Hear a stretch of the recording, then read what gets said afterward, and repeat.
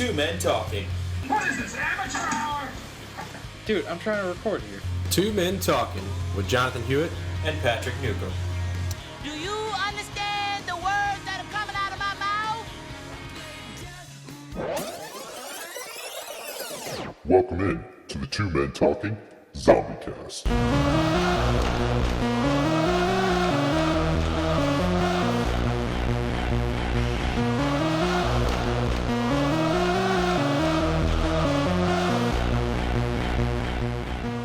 Welcome in, ladies and gentlemen, to the TMT podcast. My name is Patrick Newcomb. Jonathan Hewitt here also. And we're here with a very special edition of the TMT podcast, and that's the zombie episode. And Jonathan's doing some zombie moans, which I don't know if that, I don't even want to touch that. But anyway, so basically this entire episode is going to be about zombies. And it's going to be about just how zombies are in our culture and different aspects of zombies with whatever medium you might choose, movies, books, whatever. So we're going to talk about all that today. But first things first, what are you drinking over there? Okay, well today I decided to change it up a little bit. See, I dropped the ball. My homebrew on the pumpkin ale is finished, but I forgot to bring it. So, you know, my bad. Mistake. Rookie mistake.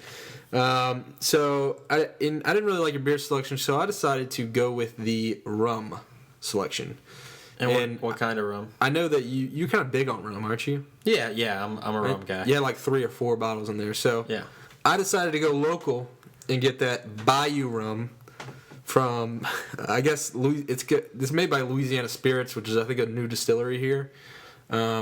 So it's called Bayou Rum Spiced. It's okay. I mean, I'm not a big rum guy. I'm more of a bourbon guy, as you know. But I just have that on ice on the rocks. Yeah. And it's pretty good. It's like really sweet. So I mean, I don't know. Maybe it'd probably be better like in a mixed drink. Not really drinking on the rocks, but it's from super, a place sweet. called La Cassine, Louisiana. It's right by Lake Charles, so right on the western side of Louisiana. Every time you go to Houston, if you're coming from Baton Rouge, you can see it. They have a big old sign. Oh, cool! I didn't know that. Or a billboard. Maybe not a sign, billboard, whatever. Yeah, I gotcha. What are you drinking over there? Sorry. So I decided to go with something on the rocks too, and was that because you saw that I manned up and got some on the rocks? I mean that's a majority of what it was, but I decided to get some Wild Turkey bourbon. Ooh, on the rocks. To be honest, I didn't even see that down there. I probably would have went with that choice. Yeah, I'm very surprised you didn't go with that choice. Is it 81 or the 101? Do you know? You know what? What color is the bottle? Was it red or You're just gonna have to check later. Okay. I was not paying attention. I just kind of poured it. How is it? So I mean, it's good. I mean, I'm not really a bourbon guy, but I'm starting to get there. I'm starting to man up a little bit. Yeah. And so it's really not that bad once you kind of get over it. Bourbon on the rocks, man. You can't beat it. It's delicious. I mean, rum on the rocks is better, but whatever. Ugh. But you know, it's maybe we should switch drinks. Although I don't really feel like switching and be kind of like I don't feel like drinking. Swap and spit almost. It's kind of gross. All right. Now that we went there, speaking of swap and spit and eating other things. Yeah. Speaking of, okay, we're not even gonna go there. But so one of the big things that inspired us to do this zombie episode is because we're both huge fans of The Walking Dead on AMC. AMC's Walking Dead. And I've read a little bit of the comics, but not too much. But this is basically around the TV show rather than the comics. So if you have already read ahead, or if you're following along at home with the comics, we're going based off the TV show. So I think a majority of people follow the TV show rather. Yeah, absolutely. I mean, you get the big super fans that like to read the comics. I like to read them, but I just haven't gotten around to, I guess, buying them or finding them free online yet, so I just haven't done it yet. But yeah, the show, I think, is one of the best shows on TV right now, and I know a lot of people would agree with me. Yeah, so I know you watch it religiously every Sunday. What time does it come on? 9. Your boy just watches it after. 9 Eastern, 8 Central. Online. So what do you think's going to happen this season? Season 4, I think, you know, they have to. It's been 3 seasons, so they have to explore a little bit more. I think we're definitely going to see a lot of action going on. I know for a fact. I saw. We're not going to talk about the first episode because I know you haven't seen it yet. That's fair. Yeah. On season 4, and I have. The little bit I'll tell you is that basically they're in the prison and they've kind of set up shop. You know, they're getting comfortable in the prison, which you can tell from the previews. That's what they've done. Oh yeah. So I think it's definitely. I think what's going to happen is a lot of people are going to die, and I think it's going to be a struggle like within the group now. So I think you always have that struggle within the group, but it's going to get bigger as the zombie threats keep. Like they think they're safe right now, and obviously I think that's going to go away. Yeah. And I think as the threats come in, the group's going to start trying to split, and Rick's going to have to find a way to kind of keep everybody together to keep moving forward. Especially with the size they have now. Now Yes. that they have all those people, it's going to be tough to get them all on the same page and all to agree Right. on one thing. Unless Rick and the group and the smaller group, not the bigger group, decide to kind of go the way of the governor, and I don't mean going psycho, but a lot of what the governor did was just keeping the people in the dark. And I think that's probably a good move because there's certain things they had to do to survive, whether that was, take out some military people so that way you could get their weapons right. and stuff like that, and you don't have to worry about a insurrection with the military people on your hands. So I think if the people would have found out that that's what they were doing, those are the kind of things, they would have been appalled, which, it was the right move to leave the governor because he's insane. But Crazy. But there are certain things that you have to do in the zombie apocalypse that you have to get your hands dirty, and I don't know how many people in that group are okay with that. So I think keeping them in the dark is kind of a big move. I think obviously the big theme now is like this zombie world, this post-apocalyptic world. I'm a tongue twister all day long with that. You're never going to be fully safe, even though you think you're going to be safe. Right. I think they're going to realize that. Right. And what I think is going to happen in this season is that I think they're going to lose the prison, whether it's by human forces or by Zombie forces, dead human forces. Right. I think they're going to lose. They're going to lose the prison. Yeah, I think that's definitely. You're going to want to. They're not going to want to be boring and just sit up in the prison the whole time anyway. That would. How boring would that be? So, I'm excited about it. I think it's going to be a great season. I think it gets better and better. I know some people were bored with season 2 when they were on the farm for a little bit, but I definitely think we're heading. I think it's going to be a good season. Yeah. Well, let's hope so. And speaking of what we like, who is your favorite character on The Walking Dead? And they don't have to still be alive. Right. Yeah. Absolutely. It could be season 1 through 3, any season. Right. And I'm gonna say this person. I'll just say it. I think Shane was my favorite character. Why is that? And this is why he was my favorite character because one, I couldn't pick Daryl because we decided that we're not going to pick Daryl because he's the default answer. He's the default answer, and everybody loves Daryl, and I love him too. So we can't pick him. But I think Shane, aside from him going totally crazy in terms of like trying to steal his best friend's wife and kid, like that's what I hated about him. Because if he hadn't I don't want to say it, but put the pussy on the pedestal and go after the pussy. I guess if you want to say that, I think he'd still be. Put it. I think he'd still be alive, because the way his thinking, his mentality was to make sure everybody was safe. Right. No matter what it was, and I think that's the way you have to be in the zombie world, and that's what I loved about him. And I thought he was badass, and I thought he just took what he wanted. I think he should have not taken what he was trying to get and taken a step back because obviously it's his best friend's wife and kid, and even though you may have feelings for her, get away from that, and you're still alive, dude. At least, obviously, I think. Yeah, my favorite character is probably Merle.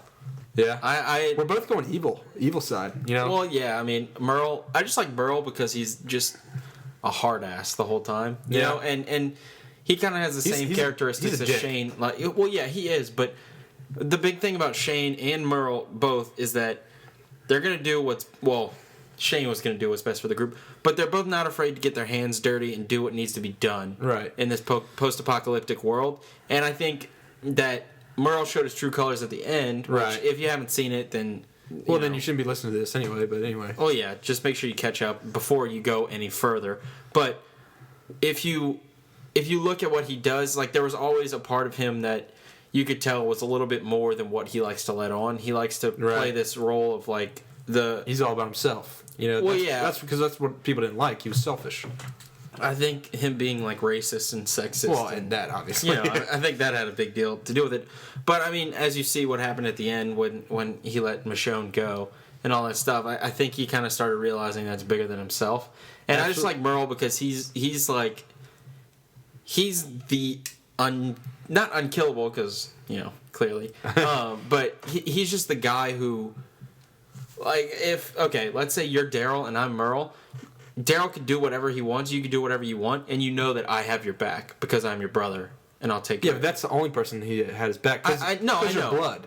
I understand, but he didn't do everything best for the group, and I guess that's what I didn't like about him.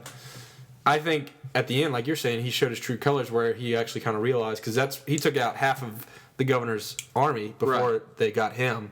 Yeah. And I thought that was an awesome part about him, and obviously if he could have been like that the whole not the whole show, but if he somehow could have survived and gone on, I think he really would have kind of taken a new direction and would have been great for the group. And I also think that he would have been the new Shane. He would have looked out. You know what I'm saying? Like he would have looked out for everybody to try to do what's best. I think. But I also think that a lot of what Daryl knows, a lot of the survival tips he knows, and a lot of the reasons that people like him.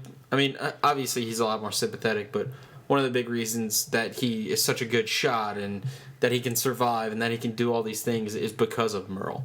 Yeah. And so without Merle, without Merle raising him, basically, he wouldn't be able to do that.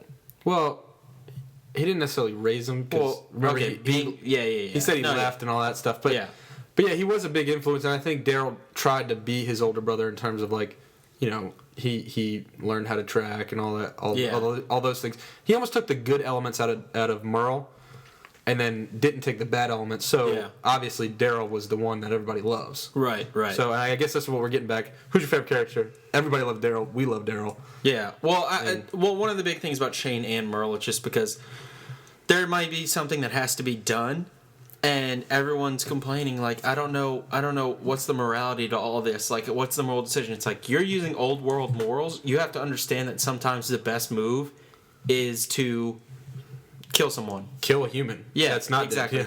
Exactly. Yeah. So the big thing that I liked about Shane and Merle is that they weren't afraid to make those kind of decisions. Right. And so talking that way with Shane, who's now dead, and Merle, who's now dead, Daryl, he's the best, everybody's favorite, so he's going to be safe on the show. Who else do you think is going to be safe on the show? Like, who's not going to die? Who they're not going to kill off, at least for this season? I think, obviously, Rick is we can't say unkillable. Rick. We defaulted on that, too. I think the only person who's safe, aside from Rick, and as you said, Daryl, is Carl. Because Carl is...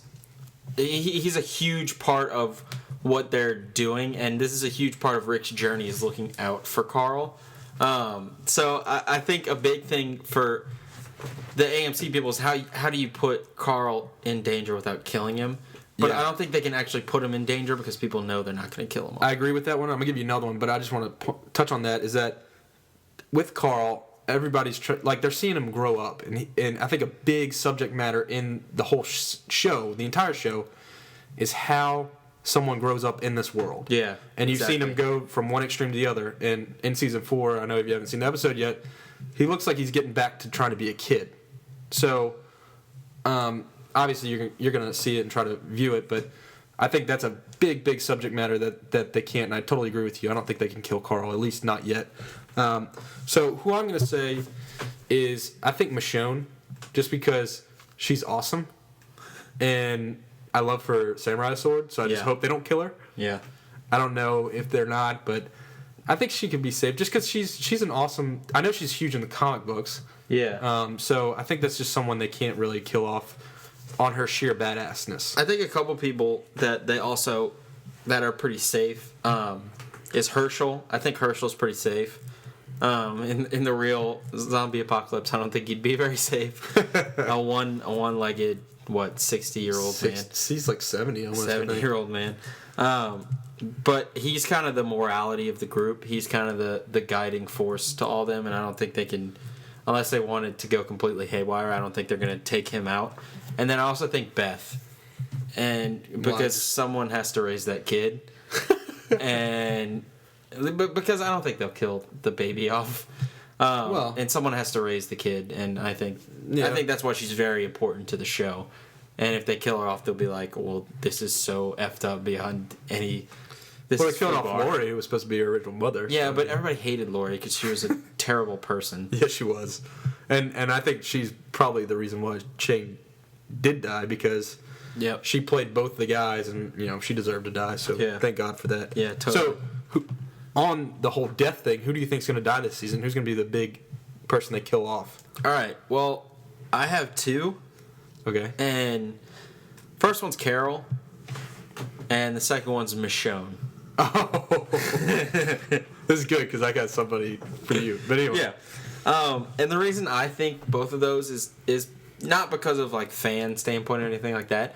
I don't think Carol or Michonne really advance the story or get us to where we need to go as far as the story goes, because I think what obviously Michonne brings her samurai sword, and she's awesome. And like I said, her awesomeness. sheer badassness, I think, is going to keep her right, alive. she brings that to the table, but Carol does not bring anything to the table, I feel like. No, but you have to admit, throughout the entire series, from season 1 to season 3, she's progressively grown, and like, Well, yeah, but- she's someone who's adapted to this world actually a lot better than I think than most people would. I mean, if someone loses their child, I mean, I know she kind of went a little off wire, but if someone loses their child, most people I think are gonna go haywire and either just try to kill themselves, or I don't know what they're gonna do, but I think her character, she's actually grown a lot more than people expected. Well, yeah, but I mean, does anybody say that Carol's their favorite character? No. You know, I mean, she's just kind No, of but one of then- those then- filler people. Well, you know? she's a filler, but then again, it's like you don't expect that coming, so. I guess, and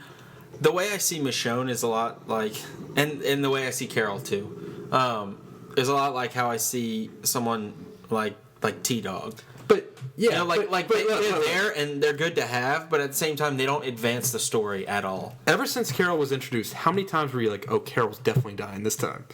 Like, how many times? Like, for me, I think it's That's almost true. every time they've been attacked, I'm like, well, Carol's definitely going to die. Nobody cares about Carol. Yeah. But she's still alive. Maybe they might just keep her alive just to spite everyone. That's who what I'm watches saying. Is the that she could be show. that one character that's like, oh, she's definitely dying, and then she survives the entire season past Rick, and she's like, whatever.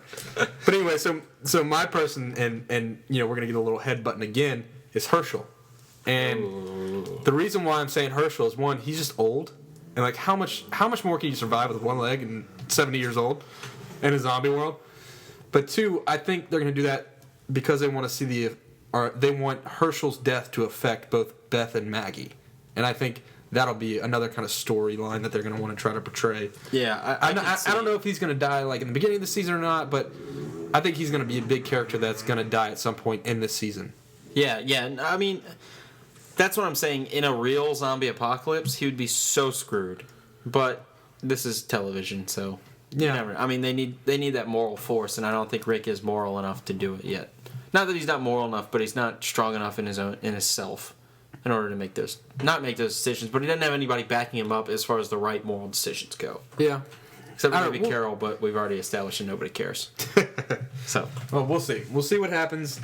I'm excited about the season, but I mean, this show I think has just been so popular. I mean, it's been AMC's definitely one of their best shows. I don't know if it's been the best. well, in terms of how many viewers they've Well, had. yeah, but I know they- Breaking Bad was competing with them, I'm sure. and Mad Men. And Mad Men, yeah. I They're forgot coming out about with some Mad. good shows. I've never seen Mad Men personally. I don't know if it's any good or not. Yeah.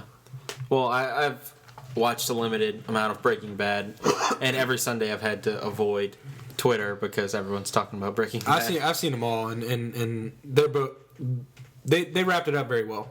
That's Breaking what I've Bad. heard. But Breaking Bad does not have zombies, so we will not Breaking Bad talk does about not it. have zombies. But what I was trying to get at, why do we love The Walking Dead so much? Why does everybody so Well, on it? I'm a huge fan of post-apocalyptic things because yeah? it's just something that it's almost like a new world on this world. You Right. know, I mean, it's just basically first off, I think it's really cool. And there's one quotation I saw out there, and I thought it was really funny. And it said the hardest part about the apocalypse, or the hardest part about surviving the apocalypse, is pretending you're not thrilled it's happening. And I think it just kind of gets rid of all the BS that we go through in like- our daily lives, yeah. and it just brings us to the big thing for me is that it brings us back to where we originated as survivors. Cavemen. Yeah. Well, yeah. I mean, basically, except we're cavemen in a post-caveman world, and where we cannot live without technology on our iPhone. Yeah, exactly. And you're gonna have to put down the iPhone because, well, guess what? Cell phones You are want useless. to now. take selfies? Well, take yourself a selfie while getting eaten by a zombie. Yeah, exactly. So that's one thing that's really cool. I think it's basically, what is this world like if there weren't like that BS? I think around, part of it is that people are starting to see or feel that this world is just going to hell in a handbasket, and it's just like it's coming. Like, so we just need to prepare for it, whether it's zombies or whatever it is, and I guess people like to envision that. Because they think they're not going to ones who are going to who are going to die at first, or not going to turn into zombies, and how are they going to survive this world when there's 2% of the population left? Yeah, you hardly hear people talking about how they're gonna die in the outbreak. Oh, Everyone's like, "Oh, what am I they're going to be the one who causes the outbreak?" But and I think people love talking about it, and the show's awesome. And I think what just, if you want to say quote unquote, grinds my gears or makes me just hate these people, or the people that think things suck all the time, like just because they're popular. Like I was on Facebook the other day, and there's some guy I was about to watch the first episode of the season, and there was a guy on Facebook that's like, "Guys, The Walking Dead sucks. It is so boring. It's not even a good show." I'm like, bro, like, are you serious right now? I mean, okay, maybe you don't like zombies, maybe you don't like post-apocalyptic stuff, but it's a good show, and I just hate people, and this guy always says, like, popular things suck. He's hipster, or whatever you want to call him. I hate people that are like that. Like, I don't think everything that's popular is awesome, but just because it's popular doesn't mean it sucks. You know what I mean? Yeah. And it really just pisses me off and makes me wish he's probably going to be a zombie at first just because he sucks at life. But then you'll get to release some of that frustration if he's a zombie. Michonne his ass. You want to name drop? No, I'm joking. No, I don't want to name drop. But so we involve our lives, and we think about this post-apocalyptic scenario. And we're going to transition to the next thing is, what is your favorite post-apocalyptic, God, I still can't say it, that word, scenario in terms of, we're talking man versus zombies. That's a huge theme. Right. Man, versus nuclear warfare, or after a nuclear warfare, where something like the Book of Eli or Mad Max, where you're in basically the world's almost a desert. And then man versus man in that scenario. And also, one that you mentioned was good versus evil, like almost a supernatural evil, like a demon. And you were basing off the book The Stand by Stephen King, and this is your direct quotes and everything. But so, out of those, which is your favorite scenario, or which do you least like to read about, talk about, watch? First off, if you're a fan of post-apocalyptic fiction, Stephen King, definitely check that out.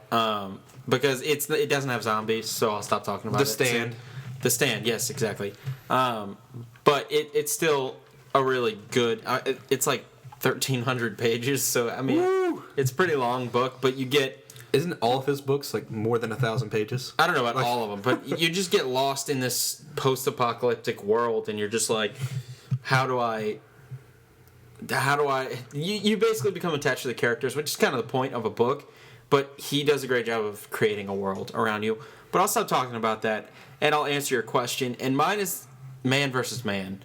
And I know this is a zombie episode because, right. I should be choosing zombies. But I really like the book The Road by Cormac McCarthy. I think it's a great book because it talks about how, as people, when the world goes to crap, then some people are terrible people, and some people will do terrible things. People are and always sometimes good people will do terrible things in terrible situations in order to survive. But and people, I guess, just like to take advantage of the scenario. People are always going to take advantage of other people, no matter what kind of world you live in. Right, and it's like the human condition that we always have to survive, and we have to do whatever it is that we do in order to survive. And the big thing with that is that sometimes you have to make bad decisions. Sometimes you have to do things that weren't necessarily moral in the old world, but you're in the new world, so who are we to say what morals are right It's like or wrong? self battle. I mean, Exactly. you're fighting your old morals versus your new morals, and how do you deal with that? And I think that's something that's really tough for anybody that's going to be put in that situation. You know, if it were to happen tomorrow, I don't know how I'd react to that. Yeah. It'd be pretty crazy. But for me, I love that topic and that subject matter. But I think dealing with that subject matter, you get it with Man vs. Zombies. And that's what I'm going to say is my favorite, because as you see in The Walking Dead and other shows or books or whatever you're reading, there are always going to be terrible people no matter what world you live in. They're always going to want to take advantage of you. And so I love talking about Man vs. Zombies only because, well, first off, you get to kill things without having any moral effect on you by killing zombies. Yeah. And also the fact that you have to fight not only zombies, but you have to fight men, as in the governor and other people. Right. Because they're trying to take advantage of you and trying to survive this world as well as you. So those worlds are going to collide, and who's going to win? You versus the man, you versus the zombie. It's like a dual. It's like a dual battle, you know, like scenario. Yeah, I gotcha. And I've noticed that you've been preparing for this episode for a while. Yeah, you've been. I mean, this was your idea, and I mean, I love zombies too, but you've been really into it, right? So, for all the folks out there who are kind of, they get really excited after they hear this, all about the zombies and stuff like that, and let's say they've already caught up on the Walking Dead, and they want to watch something else. What are your top 5 zombie movies? Let's just go with that. Well, yeah, like you said, I was preparing for this episode. I've been just super excited about it, and I originally liked the zombie movies to begin with, but I decided to do a little bit more research, check out a little bit more movies that I haven't seen yet, and check them out. There's some terrible ones out there, but there are some actually really good ones. So I'll give you my top 5 list, and one that shows up on any kind of, because I was doing top 25 research lists, like top 25 zombie movies. One that almost always is on there, and I wanted to check out that was a little bit away from the norm, it's called Dead Snow. That's number 5 movie. It's called Dead Snow. It's actually a German movie. It's in German. They speak German the entire movie. Subtitles? Yeah, they have subtitles. Okay, good. It's actually on Netflix, so you can go check it out. But it is the Quentin Tarantino zombie movie that he never made. And I guess it doesn't really have a big twist like Quentin Tarantino usually has. But the gore, and just like, you know how there's always like a humor aspect to Quentin Tarantino movies? Yeah. That's what this movie is. It's like a humorous, gory zombie movie. And what it is people go on to a ski trip somewhere in Norway or somewhere like that. And then there's Nazis that froze to death, basically. Wow. And they're zombies now. And they rise from the snow and try to kill all these people because they disturbed them or whatever. So anyway, it's you have to go into it like thinking that it's not going to be an awesome, you know, I guess like a World War Z type movie. It's going to have a little humor to it. If you go into like that, great movie to check out. Number 4, Shaun of the Dead. I really enjoy that movie. It's funny. So check that one out. I'm sure most people have seen it. You know, it's more modern. Yeah. Dawn of the Dead 2004 remake, I really liked. What number is that? 3? Number 3, yes. Dawn of the Dead 2004 remake. They're in a mall or whatever, and God, it's just so crazy how dumb people can be. Like when people turn in, like there's a pregnant lady and she's like a zombie, and this guy's like trying to keep her alive. Anyway, it's crazy. That movie's pretty good. Good one to check out. Number 2, World War Z. And really? Yeah, and there are quite a few zombie movies out there, and it's more modern, and it's different from the book. But what I really liked about it is there's a lot of action. It's a good zombie movie. I mean, there's a lot that goes on. There's some like really like oh shit moments in terms of like that probably wouldn't happen, but it's pretty awesome that they put it in there. Yeah. But you know, and then of course they have Brad Pitt. So I mean, good looking guy. You get to watch him the whole time. So the lady they chose isn't really that hot, but that's unfortunate. But anyway, and then the last one is Zombieland, and I think that's number one on a lot of people's movies. Yeah, Zombieland, number 1. because it's a really fun movie to watch. I mean, it's not scary, but with his rules that he does and everything, it's just a really great movie to watch. And I really enjoyed watching it. And if you haven't seen it yet, I would check that one out before you check any other movie out. Don't expect it to be all serious and everything. It's more of a comedy, I guess, than a horror movie. Right. But it's a great movie to watch. Two more I just want to mention. The best low-budget movie I've seen, zombie movie. Yeah. It's called Zombie Apocalypse. It comes on Sci-Fi. I think it's coming out. They're showing it on October 26th on Sci-Fi. I forgot, 8 o'clock maybe. I don't know. Pretty good one to check out. And the one I want to see that I haven't seen yet, it was a pretty high-budget movie, is 28 Days Later. Yeah. I hear that's a pretty good one, and I haven't seen it yet. So. Yeah, I saw it. I thought it was good. It's a good movie. Yeah, it's in London, I think. Yeah. So you should definitely check that one out, especially because you're a huge fan of that. And one thing, and I kind of wanted to name a couple of things. Let's say you're not a movie fan, you don't really read. If you're into video games, there's a few zombie video games that you need to check out. I know you just want to talk about a certain video game. I feel like probably. So first off, there's what was that video game called? DayZ, I think. Don't buy it. It's terrible. It's terrible. DayZ? Yeah. No, that was the one that saw that. That was a computer game, PC. Yeah. That was actually supposed to be pretty good. Yeah. Well, okay.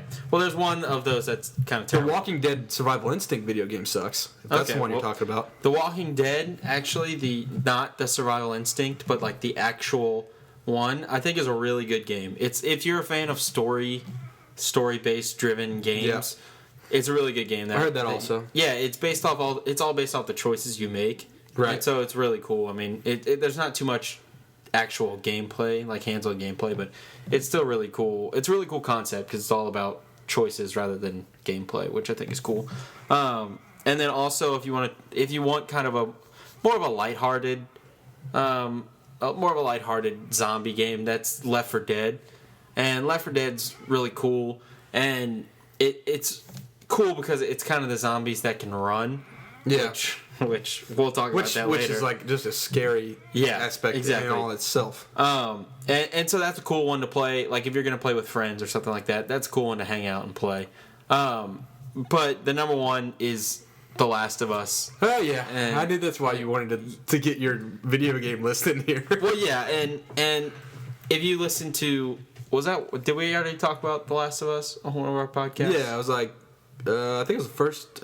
Yeah, it might have been back in the day, but if you don't know, I love this game. Everyone loves this game. It's a great story-based driven game, and it's about zombies, and it's, you have to learn when to sneak around them, when to actually take them out. And it's a really cool game. And I'm going to mention, because I remember we didn't talk about it on the podcast. We were just talking about it. Okay. And one thing that was cool was if it's harder to find supplies. Yeah. So that was a cool aspect. At least I thought of it. I didn't play it, but I heard about it. Well, what I like about the difficulty setting is that it's not. If it's harder, it still takes the same amount of shots. Like the zombies don't become more immortal, I guess, right, and harder to take down. It just makes everything like harder to come by, harder to get supplies and all that stuff. And that's kind of how I think harder difficulty should be. But it's a beautiful game, beautiful story, beautiful ending. It's just a perfect game. So if you have a PS3, go check it out. Or PS4. Look, I don't know. Look, Pat's a big gamer, so if he's like obsessed with the game this much, you should probably at least rent it and check it out. It's definitely one of the best games I've ever played. Now, for us Xbox 360 users, sorry, you're going to have to find a friend with a PS3. But find a friend with a PS3. I think I'm going to borrow yours this week. And I bought a PS3 for this game. For that and, and the show. Wow. Three bills dropped for a video game. Well, your boy might have gotten a deal on it, but all right. So we talked a little bit about some movies, but there's one movie, World War Z, that I kind of wanted to ask you about because I haven't seen it. Right. But we both read the book. We both read the book. Oh no, I listened to the book. That's what I did. Yeah, the audiobook. Yeah. And I'll let you borrow it. Right. Yeah. So we both listened to the book. Same thing. And World War Z. So the movie, I think all they took from the book, really, aside from Israel and all that, was the fact that the name World War Z, just because it's an awesome name. But the book, I really like. It's an oral history of the zombie war. I really, really enjoyed it. Yeah. I like I'm more of a fan of the slow moving zombies as opposed to the fast moving zombies. Yeah. Because if it's fast moving zombies, I just feel like we're all screwed. We're so screwed. And you should just give up. Yeah. So forget that scenario because we just don't want to think about that. That's like just a hell on earth scenario. Yeah, that's like in World War Z, the movie. They have like fast moving zombies, and that's how Left 4 Dead is, and that's how 28 Days Later is too. Yeah. So it's if you're a fan of those, check all those mediums out. I give you a book, a movie, and a video game. Well rounded if you want some running zombies. Sorry, go ahead. Exactly. So. But like I said, I like the slow-moving zombies. That's how they are in World War Z. And basically, just to give a little summary of it, the reason why I guess nobody really were able to control those slow-moving zombies in the book was the fact that they were shooting them in the body, and they like the military was taking military tactics to them, right? And they couldn't figure out, I guess, how to kill the zombies. And they didn't really think it was a threat at first, also, until it became a huge threat, and you're almost overwhelmed with them. Yeah. And then what happens basically, well, I guess I shouldn't say what happens, but... Yeah, no, definitely go check out the book. But one of the big things is that zombies just take over in numbers. Yeah. And so Herds. if you have... Yeah, exactly. You have, let's see, there's 6 billion people on this planet, right? And so something like that. At least 5... Good guess for me. At least 5 billion of them are zombies. So that means that's... unbelievable. I mean, it's more than that because it's probably like 5. It's like 1% or something like that. Of the world. Yeah, like 2% of the population still left, and so that's billions of billions of billions of zombies that you have to take out. You probably couldn't take them out in a lifetime. And they were talking about the big thing in the book that they said was that the problem that they have with the zombies is that a zombie sees someone or sees something and it moans. And if you have a bunch of zombies around, they all start moaning, and then that carries for however long, and you have to then get all the people within a certain mile radius. You have to go, and they are attracted to all those. So, that's basically how it is. So another book by Max Brooks is The Complete Zombie Survival Guide. Have you ever read that? Never read it. I actually meant to ask you about that. I'm sorry about that. I got distracted a little bit, but I've never read it. I heard it's really good. I mean, that's the first one he wrote. Yeah. Before he wrote the World War Z book. But you have read it, correct? Yes, I have. So how was it? It is awesome. If there's one thing on this entire podcast that I want you to go out and get, it's The Complete Survival Guide. Really? Yes, because here's the thing. Over watching any movie, any video game? Yes. Even over The Last of Us video game? Yes. Whoa. Well, here's the reason. Because not only is it entertaining, but it also actually has really good information. So it's an actual survival guide. No, it literally is a zombie survival guide. Like, they have weapons, what weapons are the best, why they work the best, what are the advantages and disadvantages of certain clothing, just everything that you need for the zombie apocalypse, it's in there. So I think that's something that's really, really good as far as being prepared for getting the ready. Zombie apocalypse. And everybody wants to get ready. I mean, we're not going to be zombies, right? We're going to survive this. Yeah, well, let's hope. And so if you're, let's say you're more in want to know about how to survive it rather than for the entertainment value, then I would say with that book. And then, but if you want the actual entertainment value, go ahead and grab a PS3 and Last of Us. All right. Well, yeah, I mean, if you don't read, which I think all of our children these days should pick up a book and read. Yeah. I mean, and if don't worry, people, it has pictures in it. and if you don't read, I mean, we're going to be screwed anyway. So yep. So youngins, go read the book before you get the video game. Do it. Do it. And so I think with The Walking Dead, we kind of transitioned into cultures and things that I guess our entire pop culture, I guess people start to gear towards. Like, we had the vampires at first with True Blood, and I'm having brain dead right now, but who else? Like Twilight and all that. It was like a big vampire thing that we had going on. And we've kind of transitioned to zombies. You don't really hear about the vampires as much. So with that, they have like Vampire Diaries and stuff like that. But but it's not as big of a hit as when the Twilight books were out and everything. Now I think with The Walking Dead and World War Z coming out, and I know they're making another World War Z movie. Right. I don't know if Max Brooks is going to write another book or not. I haven't heard anything about that, but I think another what we're getting at is what's the next big culture hit? Like we went from vampires to zombies to what are we going to? I'll let you know right now. I know what it is. Okay, you already know what it's going to be. Yeah. Oh yeah. So are you ready for this? Yeah. Dinosaurs. Dinosaurs? Dinosaurs. So you're going to Jurassic Park it and bring them back to... Exactly. Bring them back to the world? Exactly. I think that's the next big thing because one of the big things that drove people to the studio Naughty Dog that makes Naughty Dog. Uncharted and they're the people who made The Last of Us, one of the things that made them make The Last of Us because there was no good zombie video game. Yeah. There's no good dinosaur video game. So I feel like that's the next, as far as video games go, I feel like that's kind of the next thing to come.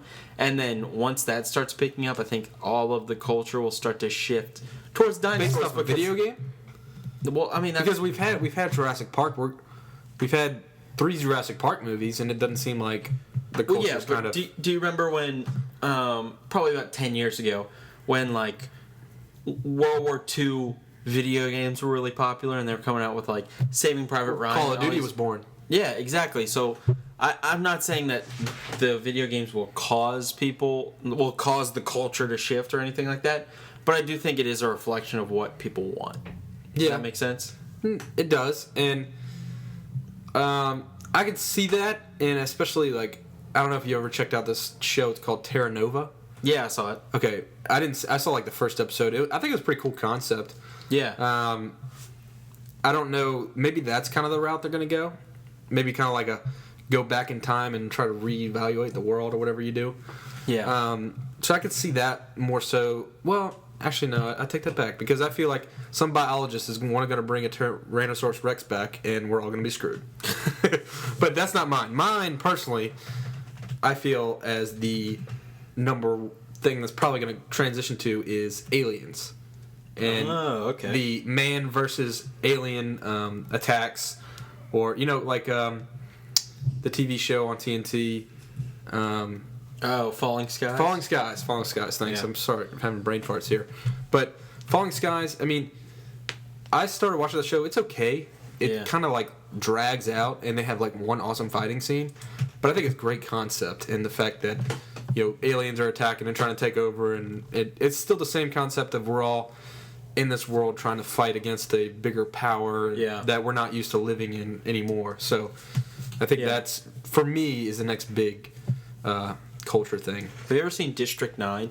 Yes. That's a good movie. Great movie. Just throwing that out there. Yeah, it is a really good movie. You should check it out. Well, I decided to go back to school. And I decided to go back to school because you told me your boy about University of California, Irvine has a class, and it's all about zombie surviving. Right. And they decided to, and they're working with Canvas Network, I think is what it's called. Who does online classes? Which is if you want to go back awesome to school, concept. go ahead and do that.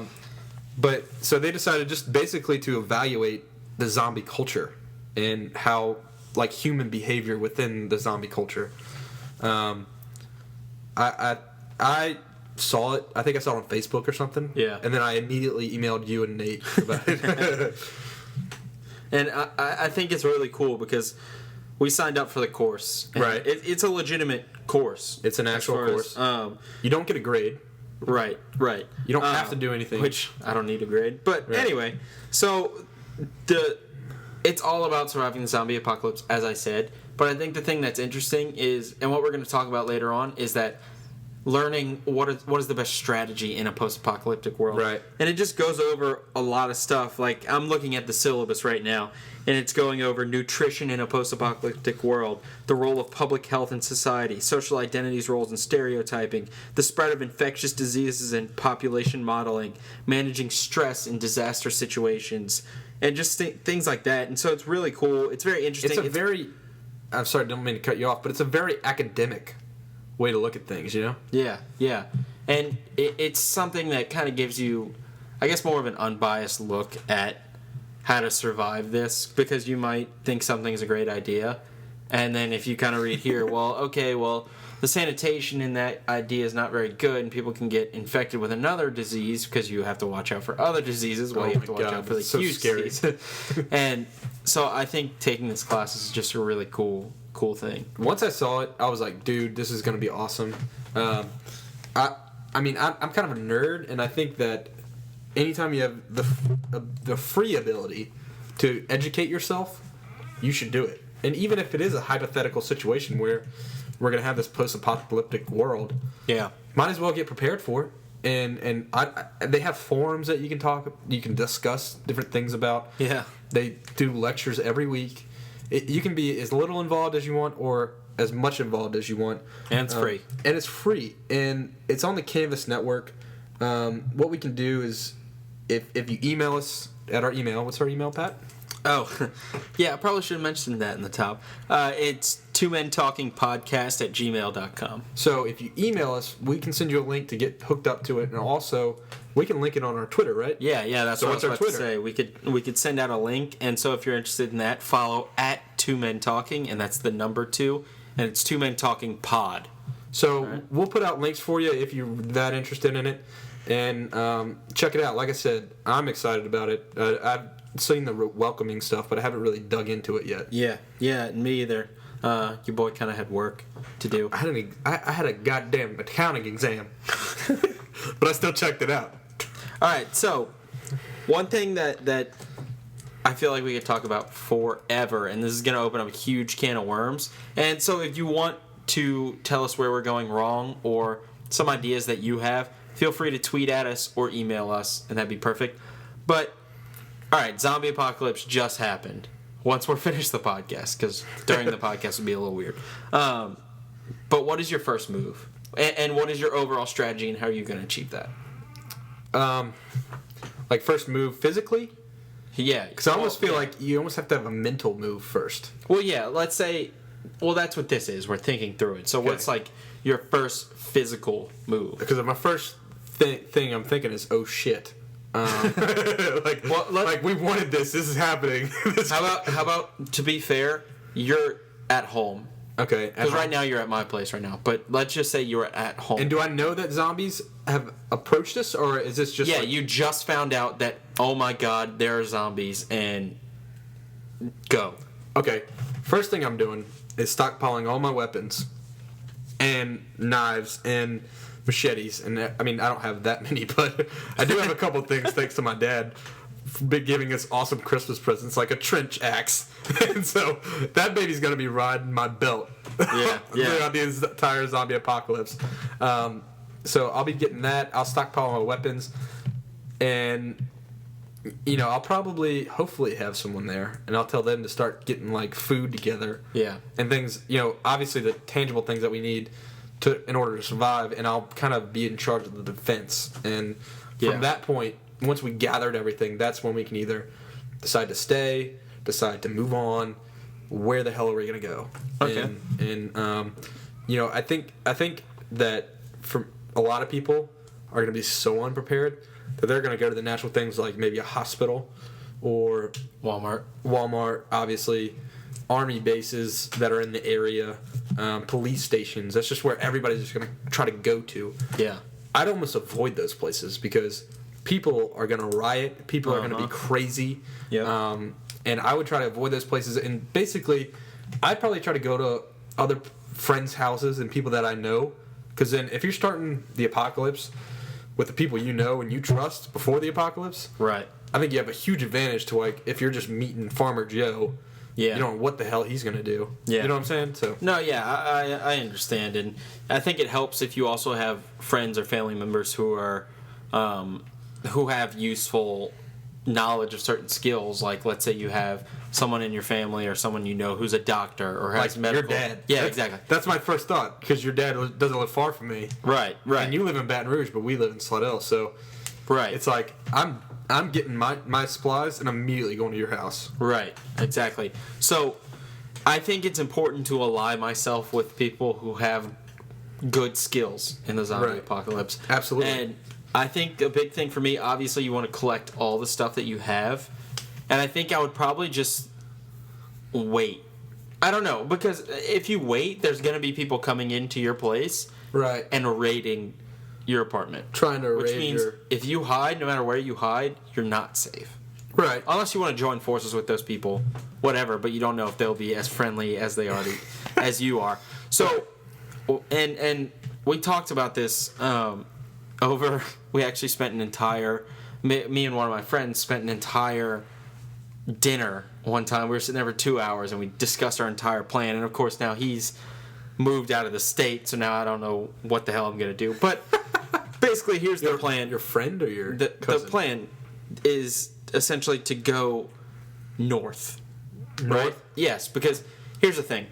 In South Louisiana, it's very hot, in case you haven't noticed. Yeah. And the heat can... Basically what the heat does is... And the mosquitoes and all that stuff, it spreads disease so quickly Yeah. that you would have to get out. You would have to go somewhere where it's colder.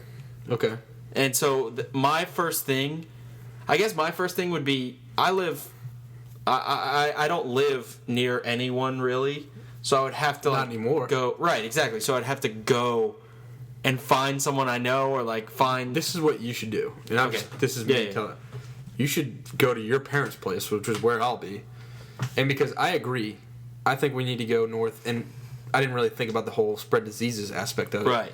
I'm thinking mountains because zombies, well, slow-moving zombies is what we're talking about because I agree with you. If it's fast-moving zombies, we're just screwed and just give up. Right. But I think at least initially we should go to the mountains because it'll be harder for them to climb those mountains. So you'll have less zombies on the mountain range. Even though you'll probably get some stragglers coming up there. Yeah. You're not. I don't think you're going to have the hordes of zombies in the mountains. Right. They'll be in the valleys, and you have to watch out for that. Yeah. But you could definitely be on a side of a mountain, and I think be pretty safe. Well, here's the thing. How would I travel to Baton Rouge? Or how would I travel to Slidell? And how would we get to the mountains? Yeah. Because roadways, they could either be closed or they could be traps for people who are raiding certain passerbys. And so This is what I'm going to have to tell you, Pat. I don't know if you've ever done this before. Learn how to ride a damn horse. Because that's what you need. where am I going to Horses. find a horse? Over near our area, near Pearl River. Yeah, how am I going to get there is my point. Oh, well, from Baton Rouge to Slidell, you're going to have to figure out a way. it out and myself. I'm not waiting on your ass forever. So, I don't know. Give Maybe me a week. Dude, they have like LSU's freaking ag school. I'm sure it has like tons of horses. I have cows. I don't know if those help too much. I don't know if you can ride a cow, but Yeah. I don't know. Maybe just take a car as far as you can and then walk. Yeah. And I think one of the big things... you could- Actually, the first thing I would do is go to certain places that I know... Not aren't inhabited, but if I see, like, there aren't any cars there or anything like that, just go ahead and... Like, places around a certain neighborhood or something like that. I'm not saying, like, my neighbors in particular, but whenever... If it looks like people have left, just go ahead and get into that building, get all the supplies that you could possibly get. Right. And then I would honestly put them somewhere where people wouldn't find them, whether that's burying them or putting them... Because if you put them pretty much anywhere in your house or apartment or wherever you live, people are going to find it. Yeah. You know? And so you have to be very, very, very clever about it. Yeah, very. Like, I don't know. Well, I mean, if you put it near the house that you just raided, are you going to go back to it? Is that what you're saying? Or I don't you're know. saying within your house? Yeah, within my house. Okay. Whether that's like Well, creating a trap door or something. Here's the thing that I know that's going to happen. Yeah. You just have to meet up with me Right. and your parents. And so you need to... I think you need to think of your plan. Because then from there, we can grab some horses or whatever the hell we're going to do. We're going to saddle up and we're going to get up to North Carolina is where we would head. Yeah. Because Yeah. I think my brother and my dad, we've all come to consensus that we're going to be, because, you know, in the mountain house in North Carolina, because that's the place probably. I probably Right. shouldn't say that in case we have like a government takeover or something, because that's now I've just given away our hiding position. Yeah, we'll figure it out. So how big do you want your group to be? Oh, Whenever you try and do this, because I was talking to someone about this, and their plan was to get a big group and have them all have guns, and they're going to go in and take a Walmart. And what they're going to do is they're going to take the cement and they're going to they're basically going to seal themselves in the Walmart. That's kind of dumb, though. Right, but then what they're going to do is they're going to cut a hole in the roof. I don't know how the hell they're going to do this. I'm just telling you their plan. They're going to cut a hole in the ceiling that you can only get in or get out with help. So the only way that you can get in or get out is if you have someone on the inside letting you in. Yeah, but here. Or letting you out. That just seems like a terrible idea for me. One, you can't grow anything inside of Walmart. So... Right. If you're going to set up shop, you need somewhere... This wasn't my idea. I know. Someone else. This is where I'm evaluating the terrible idea that whoever suggested this. I know that... Well, first off, you're not going to be able to grow anything. Right. The second thing is that I know you want the least amount of people coming in and the least amount of entrances and exits, right? Entrances as possible. Yeah. But that funnels all those people. If they had to get out for whatever reason... You're screwed. Yeah. And you're basically in a cage and you're getting picked off like little, I don't know, chickens or fish or whatever you want to call it. But you're fish in a barrel. You're fish in a barrel. You're contained in this area. Yeah. And you need to be able to get out no matter what. Yeah. Wherever you're at. Yeah, and I think that's kind of the catch-22. Like we're talking about The Walking Dead, you're going to find out you're not safe in a zombie apocalypse world, no matter where you are. Yeah. You try to be as safe as possible, but if you contain yourself in one area and there's like one way in and out, even if someone's trying to kill you, they just block that entrance and exit and just come in and you have to be with people you totally trust. And if someone puts the group in jeopardy, they're done. They're either kicked out of the group or they're dead. Well, because you can't have one person now jeopardizing the entire group. And I know this almost sounds morbid. You almost need to kill them because what if they then go and tell somebody where you are? That and all your defenses. They try to destroy you and all that kind of stuff. Yeah. So it's almost like you have to kill them. Yeah, pretty much. And that's what we were talking about: new world morals in an old world, old world morals in a new world. Right, society. Just like in the second season with the prisoner they captured. Yeah, exactly. They should have knocked him off to begin with. Like they should have never ever even trusted that kid. Like they should have let the zombies eat him and not save him. Yeah. Okay. So we got an email from our man Nathan in Memphis, and he said, someone in your group is bitten.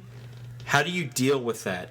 And we're just going to assume that there's someone close. Yeah.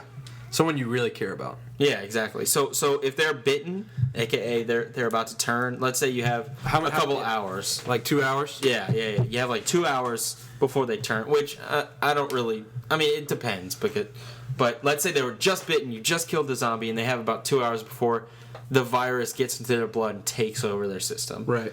What do you do?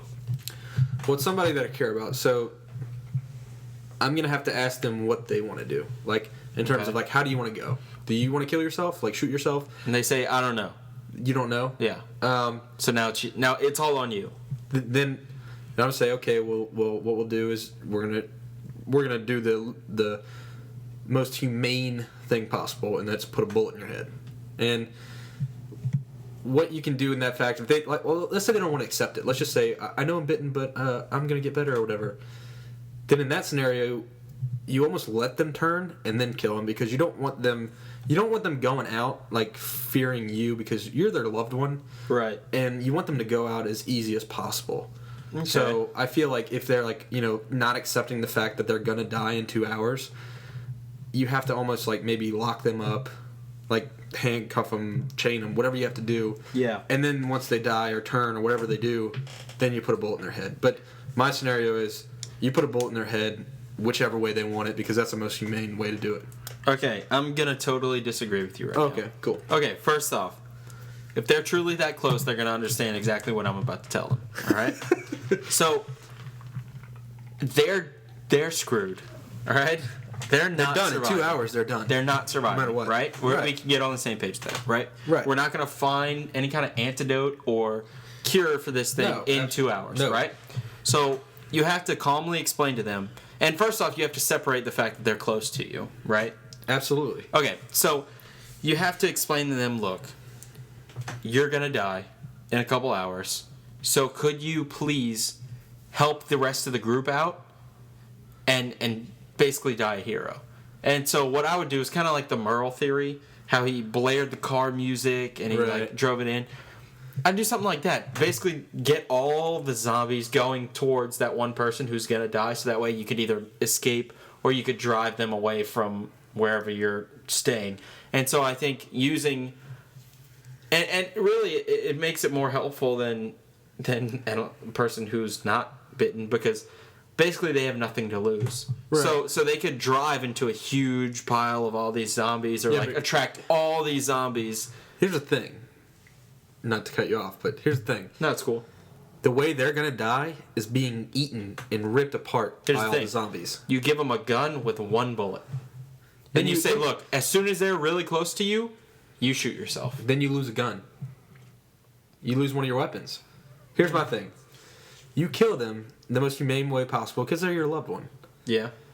And then you feed them to the zombies after they're dead. But you'd have to feed them far away from where you are, so I don't know how you would transport it without getting attacked Well, by I all mean, the zombies. we have all these scenarios, but basically I guess you let this. It's almost like the Rick and the Tank scenario, where they're distracted by eating the horse, Right. and you escape the back way. Right. So obviously you're gonna have zombies still coming after you, but most of the concentration is gonna be on the feasting. Yeah, but I think I understand that, but it's not. I don't think it's guns. Like if they want to be a hero and die that way, then I think that would be awesome. And Yeah. personally, I think that's definitely. I mean, it would suck the 10 minutes or whatever it is of you getting eaten. Yeah. Yeah. But the fact that you're gonna die and you know that you're saving your family, that's the way to go. Yeah, exactly. And so I think you just have to be like, look, you're making this decision for the best of the group. You're helping however many of us in the group survive. You are truly a hero. So you're gonna basically just convince them until they decide to do it. No, I mean, if they're like, no, screw you, I'm not going to do it, because I'm not going to give them a gun with one bullet, because then they might just turn it around back at me and shoot me. But it's your family member. I don't think they would do that. But Right, but I think they would understand, and if they truly cared about you, they would do whatever they could in order for you to survive, and So and the entire group. what would you do if they disagreed? Like basically, like I was saying, if they were like, I'm not gonna die, blah blah blah blah blah, and I told them you had to basically chain them to a desk or whatever, and then shoot them when they turn. Well, what would you do? I would probably do something like, I would probably lock them up, do some kind of like, I don't know, handcuff scenario. Right. Somehow bind them. I don't really know how accessible handcuffs are in the post-apocalyptic world. Bind them somehow. Bind them somehow, and then once they turn, just put them down. Well, the same way. Yeah, it's the same thing, except it would just be like, look, you have two choices. You could either do this, or You can be a selfish little bitch. or we will bind you up, and you're gonna make us have to kill you, Right. which I don't want to do, and you don't want me to do, I because it will literally break my heart in order to do this. So please don't make me do this. The But only if they thing- still insist, if let's say they want to be selfish and they still want to do that, then that's their choice, and I'll just have to do Right. it myself. and they'll be very selfish about it. But Right. I think that no matter what, I think I can personally I can handle everything except for the fact that they're being selfish about it, and like I don't want to die. I'm gonna be secured. Yeah. Like I can even handle the fact like, okay, I want you to shoot me in the head, like Yeah.